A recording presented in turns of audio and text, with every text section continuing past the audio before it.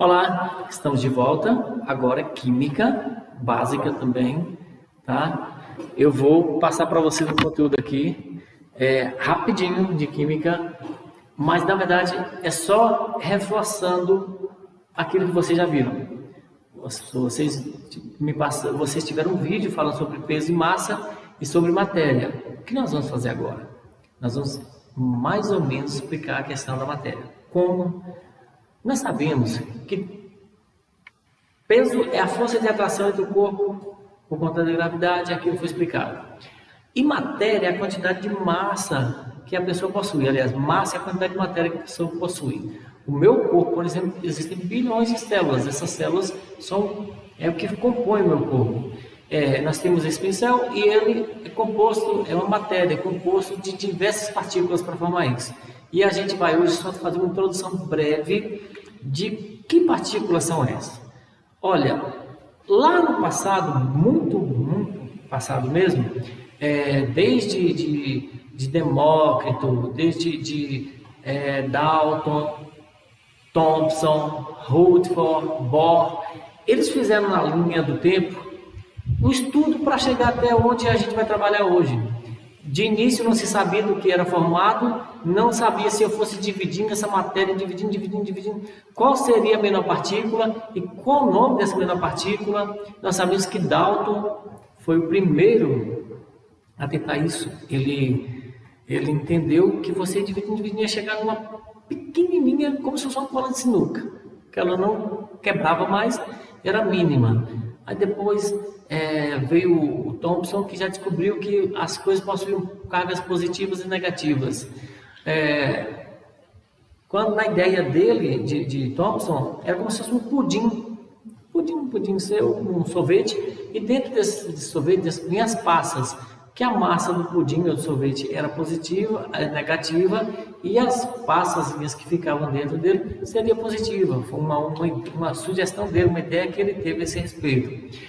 Depois Bohr descobriu que os átomos possuíam camadas, que não era bem como ele pensou. Existia uma parte no centro, que era o núcleo, e em volta desse centro ficava a eletrosfera e os elétrons girando. Semelhante ao sistema solar, onde o Sol está no centro e os planetas estão girando em volta. E essa teoria é válida até hoje. Então, a partir de Bohr, começou-se a descobrir que realmente possuía núcleo e eletrosfera. Então, tudo que você vê que é matéria, realmente tudo, é formado por essas partículazinhas. E a gente vai fazer só uma prévia aqui para você entender mais ou menos isso. Começando com, olha, eu tenho o nome de 3 partículas, que é próton. A letra vai ser um pouco pequenininha, deixa eu mostrar, né?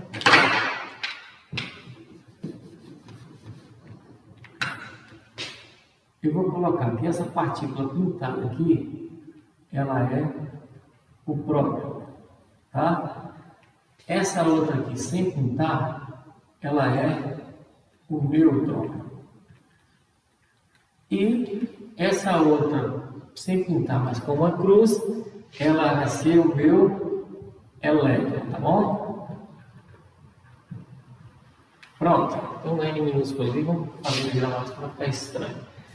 Essas 3 partículas, elas formam aquela pequena partícula que eles entenderam e colocaram o nome de átomo.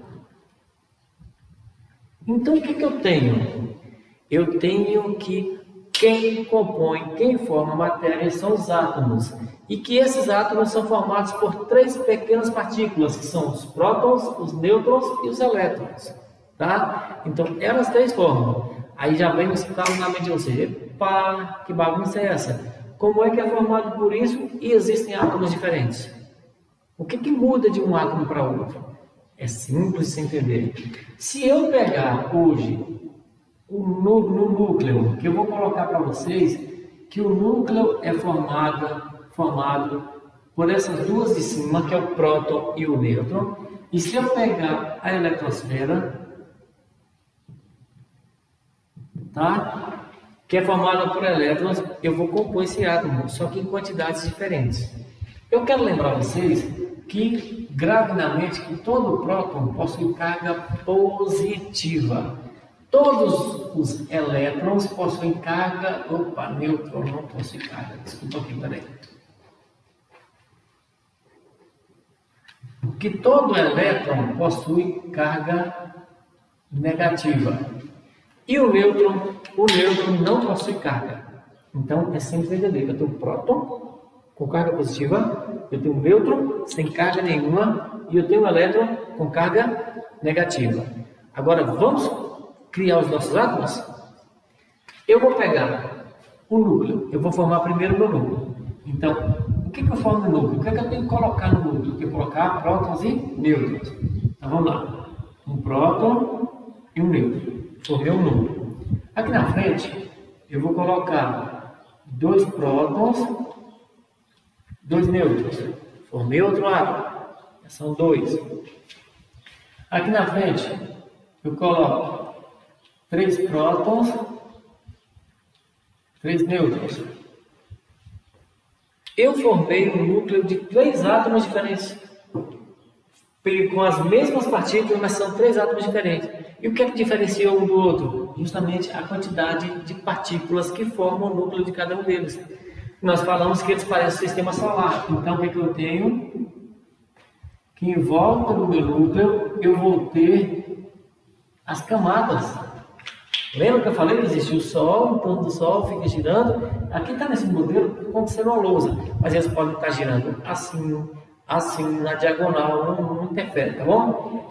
Tenho 3 átomos? Tenho. E o que é que eles entenderam? Se eu tenho só um próton, então aqui vai ter um elétron. O próton tem carga positiva e o elétron negativa. Por que eles mantêm essa união? Porque os opostos se atraem. Carga positiva e negativa, eles vão manter esse nível de atração que a gente vai ver mais à frente. Se eu tenho 2 prótons nesse núcleo, quantos que são positivos? Quantos negativos eu preciso? 2. E naquele eu tenho 3. Aí você fala, professor, não entendi uma coisa, porque cada um tem uma camada. E aquele último tem 2. A gente vai explicar que cada camada do meu átomo, ele possui uma quantidade de elétrons diferentes. A primeira camada aqui, ela só pode ter 2. A partir daí vai para a segunda, que pode chegar até 8, papai, por aí vai. A gente vai ver isso com calma. O que eu fiz aqui? O que está formando esses átomos? O que está formando? Meus átomos, próton, elétron e nêutron. E o que está diferenciando? Só a quantidade. Eles fizeram o quê? Quando eu tenho um próton sozinho, eu estou formando o hidrogênio. Quando eu tenho 2, eu já estou formando hélio. Quando eu tenho 3, eu estou formando lítio. E se tivesse 4? Brilho, e por aí vai. 26, o ferro.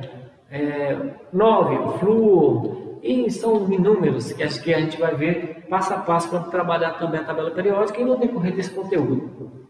Então, o que é interessante nisso aqui tudo? É entender que toda matéria é formada por átomos.